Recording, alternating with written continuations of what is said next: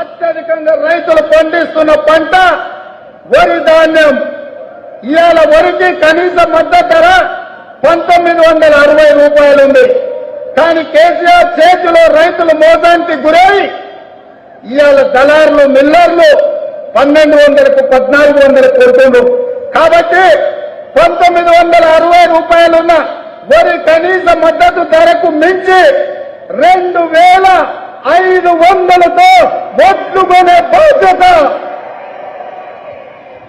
2000. ఏమన్నాడు? వడ్లకు 500 బోనస్ ఇస్తా, 2500 క్వింటాలు వడ్లు కొంటా అన్నాడు.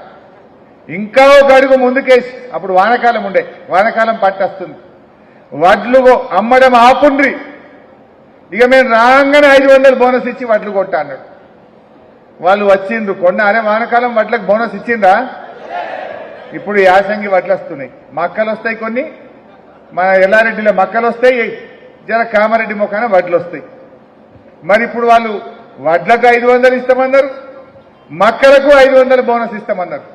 ఇప్పుడు మనం అడగాలి, ఏదిరా నాయన మక్కలకు 500 ఇస్తాన్న కుక్కల కొడుక యాడున్నావు రా అని అడగాలి. ఇప్పుడు రేపు ఎట్లా ఓట్లు అడుగుతామని అడగాలనా వద్దా? ఇప్పుడు 500 బోనస్ ఇవ్వకుండా కాంగ్రెస్ ఓడి కామారెడ్డిలో ఎల్లారెడ్డిలో ఊళ్ళకు ఏ ముఖం పెట్టుకొని వచ్చి ఓట్లు అడుగుతారో అని నేను అడుగుతా ఉన్నా. వాళ్ళకి హక్కు ఉన్నదా? నువ్వు బోనస్ ఇస్తా అని చెప్పినావు, మరి ఇప్పుడు యాసంగి వడ్లు వచ్చినాయి, కరెక్ట్ బరాబర్ ఓట్ల ముంగటే వడ్లు వస్తున్నాయి. ఇక 15 రోజులు అయితే వడ్లు వస్తాయి. పోలింగ్ అయితే మే 13 తారీఖు.